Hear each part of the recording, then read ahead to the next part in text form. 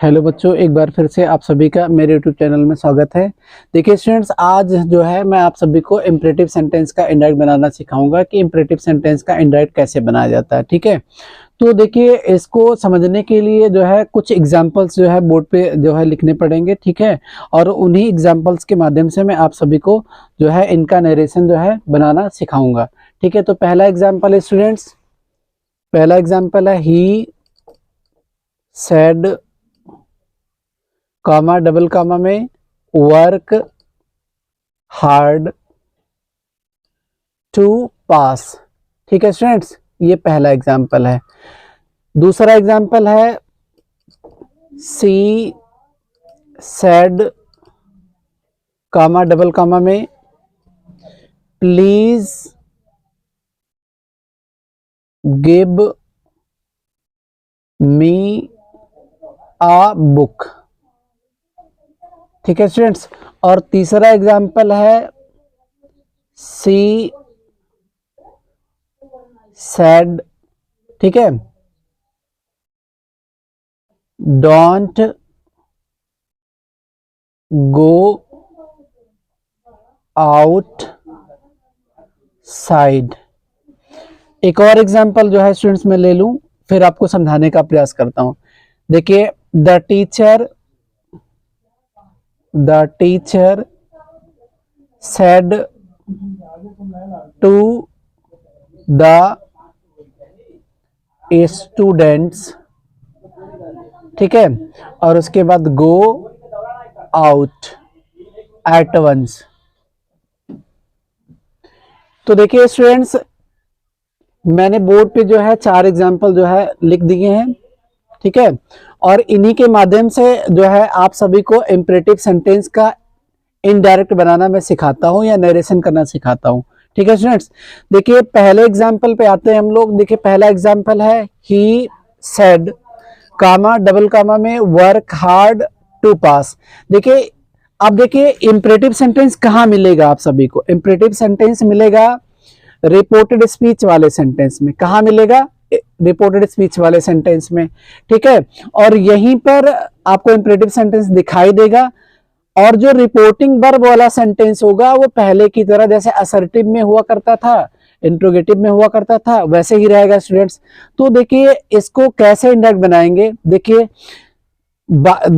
जो प्रोनाउन संबंधी परिवर्तन है स्टूडेंट्स, और बाकी जैसे पर्सनल प्रोनाउन संबंधी परिवर्तन की मैं बात कर रहा हूं। ठीक है स्टूडेंट्स, वो तो सेम होते रहेंगे जैसे असर्टिव में हुए हैं, ठीक है, या इंट्रोगेटिव में हुआ है वैसे सेम होता रहेगा। बस यहाँ थोड़ा सा परिवर्तन जो होगा वो कंजक्शन का होगा। और यहाँ देखिए इम्परेटिव सेंटेंस किसी टेंस में तो होता नहीं है, तो यहाँ टेंस संबंधी बदलाव तो होगा नहीं। बाय द वे अगर कोई डबल सेंटेंस लिख करके आ जा रहा है तो वहां टेंस आप बदल दीजिएगा, उसका भी एग्जाम्पल मैं आपको दे दूंगा। तो सबसे पहले देखिए आप क्या करेंगे, जो रिपोर्टिंग वर्ब का सब्जेक्ट है स्टूडेंट्स, जैसे इसमें है ही, ठीक है, तो मैं आपको जो है पहला वाला एग्जांपल पहले समझाने का प्रयास कर रहा हूँ, फिर जो है दूसरे वाले को बाद में, फिर तीसरे वाले को, फिर लास्ट वाले को एकदम लास्ट में समझाने का प्रयास करूंगा। तो देखिए यहाँ सब्जेक्ट है ही, तो आप क्या करेंगे, इस सब्जेक्ट को बिना किसी बदलाव के उतार ले। तो देखिए ऐसा तो आपने असर्टिव वाले में भी किया था और इंट्रोगेटिव वाले में भी किया था, तो ये हो गया। अब देखिए आप पहुंच गए स्टूडेंट्स कहां पर? आप पहुंच गए रिपोर्टिंग वर्ब के मेन वर्ब के पास। ये मेन वर्ब है ना, तो देखिए यहां पर स्टूडेंट्स जो रिपोर्टिंग वर्ब का मेन वर्ब जो बदलता है वो भाव के अनुसार बदलता है।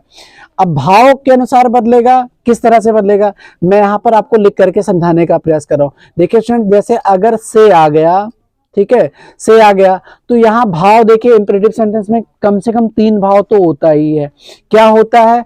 एक आज्ञा का भाव होता है स्टूडेंट्स। किसका भाव होता है? आज्ञा का। एक भाव होता है सलाह का, ठीक है, और एक होता है विनती का। इसका विनती का। तो देखिए अगर से लिखा हुआ यहाँ आ गया, वैसे आने के चांसेस बहुत कम होते हैं, लेकिन फिर भी आप जो है अपनी जानकारी के लिए जान लें। देखिए अगर से लिखा हुआ है और भाव अगर रिपोर्टेड स्पीच वाले सेंटेंस में, मतलब यहाँ पर अगर आज्ञा का है, तो आप क्या करेंगे, इसको आर्डर में बदल देंगे। किस में बदलेंगे? आर्डर में। लेकिन अगर रिपोर्टेड स्पीच वाले सेंटेंस में आज्ञा का भाव नहीं है, सलाह का भाव है, तो आप जो है से को बदलेंगे स्टूडेंट्स एडवाइस में। किस में बदलेंगे? एडवाइस में, ठीक है। और अगर यहाँ रिपोर्टेड स्पीच वाले सेंटेंस में विनती का भाव है स्टूडेंट्स, तो आप रिपोर्टिंग वर्ब के मेन वर्ब को बदलेंगे रिक्वेस्ट में, ठीक है। किस में बदलेंगे? रिक्वेस्ट में। ठीक उसी तरह से अगर सेज आ गया, क्या आ गया? सेज, तो आप इसमें जो है यस बढ़ा देंगे, तो यहां हो जाएगा ऑर्डर्स, यहां हो जाएगा एडवाइजेस, एडवाइजेस, और यहां हो जाएगा स्टूडेंट्स रिक्वेस्ट्स, ठीक है। अगर से टू आ गया, क्या आ गया? से टू आ गया, तो से टू का जो बदलाव होता है से के अनुसार होता है, मतलब यहां पर भी ऑर्डर हो जाएगा, क्या हो जाएगा? ऑर्डर हो जाएगा, ऑर्डर हो जाएगा। ऑर्डर के बाद में अगर सलाह का भाव है तो सलाह का भाव होने पर क्या हो जाएगा? ये एडवाइस हो जाएगा। और अगर विनती का भाव है तो फिर से वही क्या रह जाएगा? रिक्वेस्ट, ठीक है। अगर सेज टू आ गया स्टूडेंट्स, क्या आ गया? सेज टू आ गया, सपोज दैट आप मान लीजिए, तो सेज टू का जो बदलाव है वो सेज के अनुसार होगा। किसके अनुसार होगा? सेज के अनुसार। जैसे आज्ञा का भाव है तो आप क्या करेंगे? यहाँ पर जो है ऑर्डर्स कर देंगे, ठीक है। अगर सलाह का भाव है तो आप क्या करेंगे? एडवाइजेस कर देंगे, क्या करेंगे? एडवाइजेस कर देंगे। और अगर विनती का भाव है स्टूडेंट्स, तो आप क्या करेंगे? विनती का जब भाव होगा तो आपको रिक्वेस्ट कर देना होगा, रिक्वेस्ट कर देना होगा। देखिए स्टूडेंट्स, वैसे मैं आपको आपकी जानकारी के लिए बता दूं कि ये लोग जल्दी जो है आते नहीं हैं, मतलब ना तो से जल्दी मिलेगा आपको, ना सेज मिलेगा, से टू भी नहीं मिलेगा, सेज टू नहीं मिलेगा। जो ज्यादा पूछा जाता है एग्जाम में वो है सेड, ठीक है। तो सेड और सेड टू का जो बदलाव होता है सेम ही होता है, एक ही तरह होता है। तो मैं यहाँ दोनों को एक साथ लिख करके फिर मैं आपको समझाने का प्रयास कर रहा हूँ। देखिए अगर सेड या सेड टू आ गया, जैसे यहाँ आया हुआ है सेड, ठीक है, यहाँ भी सेड है, यहाँ भी सेड है, लेकिन आप देख रहे हैं यहाँ पर सेड टू है, ठीक है। तो सेड टू अगर आ जाएगा स्टूडेंट्स, तो अगर आदेश का भाव है, आज्ञा का भाव है, तो आप क्या करेंगे? ऑर्डर्ड में कन्वर्ट करेंगे। किस में बदलेंगे? ऑर्डर्ड में कन्वर्ट करेंगे। किसको कन्वर्ट करेंगे? सेड या सेड टू को कन्वर्ट करेंगे, ठीक है। इसके बाद में अगर जैसे आदेश का भाव नहीं आया, किसका भाव आ गया? सलाह का भाव आ गया, तो आप रिपोर्टिंग वर्ब के मेन वर्ब, कहने का मतलब सेड या सेड टू को एडवाइज्ड में कन्वर्ट करेंगे, बदलेंगे, ठीक है। अगर सलाह का भी भाव नहीं आया, विनती का भाव आ गया, ठीक है, तो रिपोर्टिंग वर्ब के मेन वर्ब को, किसको? सेड या सेड टू को, ठीक है, आप बदलेंगे रिक्वेस्टेड में, ठीक है। बस इतना ही बदलाव आपको करना है। कोई भी अगर हेल्पिंग वर्ब आ रहा है, कहां पर आ रहा है? रिपोर्टिंग वर्ब वाले सेंटेंस में। जैसे ही और सेड के बीच में कोई हेल्पिंग वर्ब आ रहा है तो हेल्पिंग वर्ब को आप लोग बदलेंगे नहीं। ये मैंने आपको नरेशन के लेक्चर नंबर 1 में असर्टिव सेंटेंस में समझाया हुआ है, ठीक है स्टूडेंट्स। यहाँ पर भी अगर कोई रिपोर्टिंग वर्ब वाले सेंटेंस में हेल्पिंग वर्ब दिख रहा है तो आप उसको बदलेंगे नहीं, ठीक है। तो देखिए चलिए अब बदलते हैं, ठीक है। तो देखिए सेड आया हुआ है, तो सेड आया हुआ, लेकिन अब हम सेड की जगह पे क्या लिखें? सबसे बड़ी प्रॉब्लम ये है। तो सेड की जगह पर आप या तो भाई ऑर्डर्ड लिख सकते हैं, या एडवाइस लिख सकते हैं, या रिक्वेस्टेड लिख सकते हैं। तो ऑर्डर्ड लिखा जाए कि एडवाइस लिखा जाए कि रिक्वेस्टेड लिखा जाए, इन तीनों में से क्या लिखा जाए ये जानने के लिए हमें आना होगा, कहाँ आना होगा? यहाँ आना होगा। यहाँ का मतलब रिपोर्टेड स्पीच वाले सेंटेंस के पास आना होगा, इसका अर्थ निकालना होगा, फिर उस अर्थ को निकाल करके उसके भाव को समझना होगा। भाव का मतलब ये है कि इसमें किसका भाव है? आज्ञा का भाव है, सलाह का भाव है कि विनती का भाव है। अगर आज्ञा का भाव होगा तो ऑर्डर्ड लिखेंगे इस सेड की जगह पे, अगर सलाह का भाव होगा तो इस सेड की जगह पे एडवाइस लिखेंगे, अगर विनती का भाव है तो इस सेड की जगह पे रिक्वेस्टेड लिखेंगे।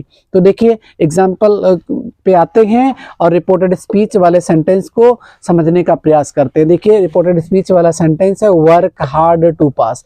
देखिए वर्क हार्ड का मतलब होता है कठिन परिश्रम करिए, टू पास माने पास होने के लिए, ठीक है, सफल होने के लिए, उत्तीर्ण होने के लिए।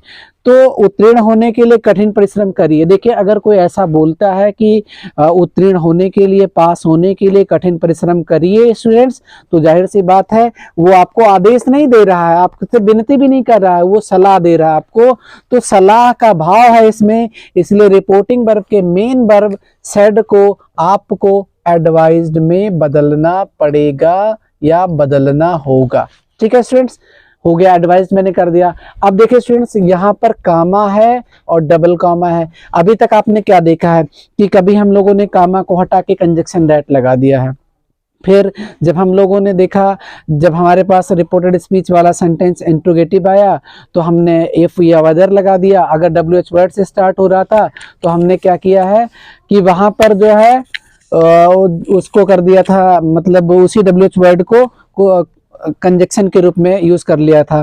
ठीक है, अब हमारे पास यहाँ अगर इम्परेटिव सेंटेंस आता है, यहाँ का मतलब रिपोर्टेड स्पीच वाले सेंटेंस में, तो कामा हटाएंगे हम लोग, कंजक्शन टू लगा देंगे।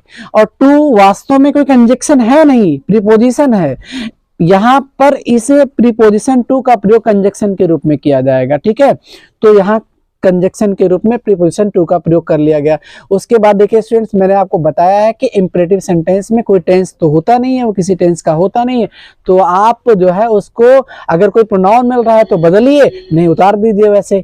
तो यहाँ पर क्या करना होगा, वर्क का वर्क रह जाएगा स्टूडेंट्स, हार्ड का हार्ड और टू का टू और पास का पास। ठीक है, अब स्टूडेंट्स आप आ जाइए एग्जाम्पल नंबर 2 पे। एग्जाम्पल नंबर 2 क्या है, she said please give me a book. ठीक है, अब देखिए इसमें क्या होगा, आप फिर से वही काम करेंगे, रिपोर्टिंग वर्ब के सब्जेक्ट को बिना किसी बदलाव के उतारें। तो देखिए जब बिना किसी बदलाव के आप उतारेंगे स्टूडेंट्स तो क्या होगा, सी का क्या रह जाएगा, सी का सी तो रह जाएगा। अब देखिए सेड के जगह पे हम फिर वापस क्या लिखें, देखिए सेड की जगह पे क्या लिख सकते हैं, सेड यहाँ हुआ आया हुआ है तो या तो ऑर्डर्ड लिखेंगे, या तो एडवाइस, या तो रिक्वेस्टेड। तो थोड़ा सा भाव समझ लेते हैं रिपोर्टेड स्पीच वाले सेंटेंस का, क्योंकि इसी के अनुसार लिखना है। तो ये कह रहा है कि प्लीज कृपया गिव दीजिए मी मुझको अ बुक, एक किताब, कृपया मुझको एक किताब दे दीजिए। तो देखिए अगर कोई कहता है कि कृपया मुझे एक किताब दे दीजिए, तो उसमें जो भाव है वो विनती का है, निवेदन का है। तो निवेदन का भाव होने पर, विनती का भाव होने पर रिपोर्टिंग वर्ब के मेन वर्ब सेड को रिक्वेस्टेड में बदला जाता है। इसलिए आप यहाँ क्या लिखेंगे स्टूडेंट्स, रिक्वेस्टेड लिखेंगे। क्या लिखेंगे, रिक्वेस्टेड लिखेंगे। फिर से कामा हटाएंगे स्टूडेंट्स, और आप कामा हटा करके कंजक्शन क्या लगा देंगे, टू। देखिए स्टूडेंट्स, अब देखिए आप आ गए प्लीज के पास। देखिए स्टूडेंट्स, मैं आपको आपकी जानकारी के लिए थोड़ा और बता दूं कि अगर रिपोर्टेड स्पीच वाले सेंटेंस में यहां पर प्लीज लिखा हुआ मिल जाए, क्या लिखा हुआ मिल जाए, थोड़ा सा मैं यहां लिख दे रहा हूं। ठीक है, अगर प्लीज लिखा हुआ मिल जा रहा है, क्या लिखा हुआ मिल जा रहा है, प्लीज लिखा हुआ मिल जा रहा है, या काइंडली लिखा हुआ मिल जाए, ठीक है, या सर लिखा हुआ मिल जाए, या मैडम लिखा हुआ मिल जाए। ठीक है, तो आप स्टूडेंट्स इनको हटा देंगे, और इनको हटा करके इनके स्थान पे आपको कुछ नहीं लिखना है, क्योंकि ये प्लीज, ये काइंडली, ये सर, ये मैडम वास्तव में है क्या, ये विनती सूचक शब्द होते हैं। तो आपने रिपोर्टिंग वर्ब के मेन वर्ब को रिक्वेस्टेड में बदल दिया है ना, तो आपको केवल इनको हटा देना है। बाकी आप जो है टेंस होता नहीं तो टेंस बदलेंगे नहीं, प्रोनाउन आएगा तो बदलेंगे। तो गिव का गिव कर लें। ठीक है स्टूडेंट्स, अब देखिए यहाँ प्रोनाउन आया है मी, तो मी किस केस में लिखा हुआ है, मी जो लिखा हुआ है स्टूडेंट्स वो ऑब्जेक्टिव केस में है, लेकिन ये फर्स्ट पर्सन का है। तो फर्स्ट पर्सन का है तो इसका जो बदलाव होगा वो रिपोर्टिंग वर्ब के सब्जेक्ट के अनुसार होगा, मतलब सी के अनुसार होगा। और सी का यहाँ ऑब्जेक्टिव केस लिखना होगा, क्योंकि यहाँ ऑब्जेक्टिव केस लिखा हुआ है। तो सी का जो ऑब्जेक्टिव केस होता है वो होता है हर। ठीक है, फिर बचा क्या, ए बुक। ठीक है स्टूडेंट्स, तो ये हो गया। नेक्स्ट देखिए स्टूडेंट्स, तीसरा एग्जांपल क्या है, तीसरा एग्जांपल है she said comma double comma में डोंट गो आउटसाइड। ठीक है स्टूडेंट्स, अब देखिए यहाँ पर जब आप इसका इंडायरेक्ट बनाएंगे तो फिर क्या करेंगे, वापस रिपोर्टिंग वर्ब के सब्जेक्ट को बिना किसी बदलाव के उतारेंगे। तो देखिए रिपोर्टिंग वर्ब के सब्जेक्ट को जब आप बिना किसी बदलाव के उतारेंगे तो सी का क्या हो जाएगा, सी का सी ही रह जाएगा। ठीक है, सेड वापस भाव के अनुसार आप बदलें, तो भाव के अनुसार बदलेंगे लेकिन मीनिंग पहले निकाल लीजिए ना। तो देखिए यहाँ क्या कह रहा है, डोंट मत, गो जाइए या जाओ, आउटसाइड मीन्स बाहर, बाहर मत जाओ। अब देखिए कह रहा है कोई बाहर मत जाओ, तो जाहिर सी बात है वो सलाह दे रहा है आपको। ठीक है, सलाह दे रहा है, तो जब सलाह का भाव है तो आप क्या करेंगे, रिपोर्टिंग वर्ब के मेन वर्ब को, देखिए यहाँ सलाह का भाव है और तब रिपोर्टिंग वर्ब के मेन वर्ब सेड टू का बदलाव किसके, सॉरी सेड का बदलाव किसके अनुसार होगा, एडवाइस के अनुसार होगा। एडवाइस लिखना होगा तो आप यहाँ क्या करेंगे, एडवाइज्ड लिखेंगे। ठीक है स्टूडेंट्स, एडवाइज्ड। उसके बाद क्या करेंगे, इन्वर्टेड कामास को हटाएंगे, कामा हटेगा, उसके बाद क्या करेंगे, टू लगाएंगे ना, बिल्कुल लगाएंगे स्टूडेंट्स, उसमें कोई दो राय नहीं है, लगाएंगे। लेकिन एक नई चीज है, यहाँ डोंट आया हुआ है। तो देखिए स्टूडेंट्स, जब हमारे पास डोंट या डू नॉट यहाँ आएगा, डोंट आया या डू नॉट आएगा, तो हमें इनको तो हटाना है, लेकिन इस टू से पहले आपको नॉट का प्रयोग अवश्य करना है। ये चीज आप अपने माइंड में सेट कर लें। ठीक है, टू से पहले आपको नॉट लगाना है। कब लगाना है, जब यहाँ डोंट या डू नॉट आया होगा तब लगाना है, बाकी चीजें उतर जाएंगी। ठीक है, तो गो का गो, आउटसाइड का आउटसाइड। ठीक है स्टूडेंट्स, अगर आप नॉट नहीं लगाना चाह रहे हैं तो एक और तरीका है इसको बनाने का। वो तरीका ये है कि आप इस रिपोर्टिंग वर्ब के मेन वर्ब को, कहने का मतलब सेड को या सेड टू को फॉरवर्ड में बदल दें। तो देखिए मैं उसको भी बना दे रहा हूं, यहाँ पर समझा दे रहा हूं आपको। देखिए सी का सी रह जाएगा, फिर ऐसी स्थिति में सेड की जगह पे आपको क्या लिखना होगा स्टूडेंट्स, फॉरवर्ड लिखना होगा। क्या लिखना होगा, फॉरवर्ड लिखना होगा। अब कामा हटेगा, कंजक्शन क्या आ जाएगा, टू आ जाएगा। अब देखिए आपको डोंट सीधे हटा देना है, अब यहाँ नॉट नहीं लिखना है आपको इस दूसरे वाले नियम में। फिर आप क्या करेंगे, गो का गो और उसके बाद आउटसाइड का आउटसाइड। ठीक है, अब देखिए जब आप यहाँ फॉरवर्ड लिखेंगे ना स्टूडेंट्स, तो फॉरवर्ड लिखने के बाद क्या करना है, वहां पर आपको भाव भी नहीं देखना है कि यहाँ किसका भाव है, विनती का भाव है कि सलाह का भाव है, किसका भाव, ये चीजें आपको नहीं देखनी है।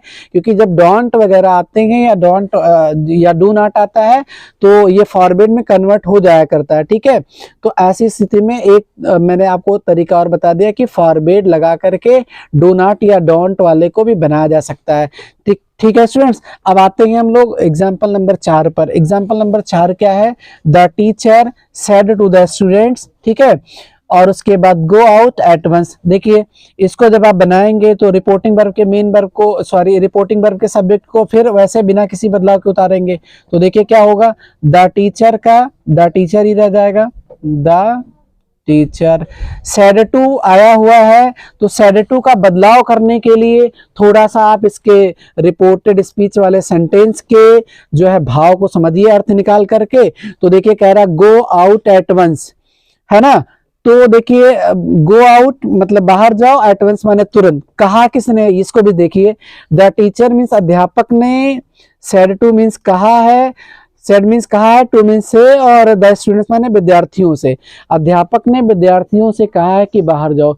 अब बताइए बच्चों, अगर अध्यापक जो है स्टूडेंट से बोलेगा, विद्यार्थियों से बोलेगा, तो क्या होगा, उसमें आदेश का भाव होगा ना। तो ऐसी स्थिति में आदेश का जब भाव होगा तो रिपोर्टिंग वर्ब के मेन वर्ब सेड टू को ऑर्डर्ड में बदलना होगा। तो इसलिए सेड टू की जगह पे आपको क्या करना होगा स्टूडेंट्स, सेड टू की जगह पे आपको ऑर्डर्ड लिखना होगा। तो ये हो गया ऑर्डर्ड सेड टू की जगह पे। उसके बाद रिपोर्टिंग वर्ब का ऑब्जेक्ट आप बिना किसी बदलाव के उतार लें, तो द और स्टूडेंट्स का स्टूडेंट्स। ठीक है, अब देखिए स्टूडेंट्स यहाँ क्या है, कामा और डबल कामा है ना। तो कामा और डबल कामा हटेगा और कंजक्शन क्या लगेगा, प्रीपोजिशन टू ही कंजक्शन के रूप में लगेगा। तो वापस आप यहाँ क्या करेंगे, उस प्रीपोजिशन टू का प्रयोग करेंगे जो कंजक्शन के रूप में प्रयोग किया जाता है इंपेरेटिव सेंटेंस में। और उसके बाद यहाँ स्टूडेंट्स कोई टेंस तो है नहीं, आप इसको बिना किसी बदलाव के उतार लें। ठीक है, तो ये हो जाएगा गो आउट और उसके बाद एट और वंस। ठीक है, तो स्टूडेंट्स मैंने आपको इन चारों एग्जाम्पल के माध्यम से इम्परेटिव सेंटेंस का नरेशन जो है समझाने का प्रयास किया है। इम्परेटिव सेंटेंस का नरेशन का मतलब ये है कि इम्परेटिव सेंटेंस को इनडायरेक्ट में कैसे बदला जाता है, मैंने ये समझाने का प्रयास किया है स्टूडेंट्स। ठीक है, इसके बाद जो है मैं आपको ऑप्टेटिव सेंटेंस एक नए वीडियो में समझाने का प्रयास करूंगा। और आई थिंक आप जो है इस इतना वीडियो देखने के बाद जो है आपको इम्परेटिव सेंटेंस में कोई समस्या होने वाली नहीं है। अगर कोई समस्या आपको होती है तो प्लीज आप सब कमेंट सेक्शन में जरूर बताइएगा। ठीक है स्टूडेंट्स, तब तक के लिए जय हिंद, जय भारत।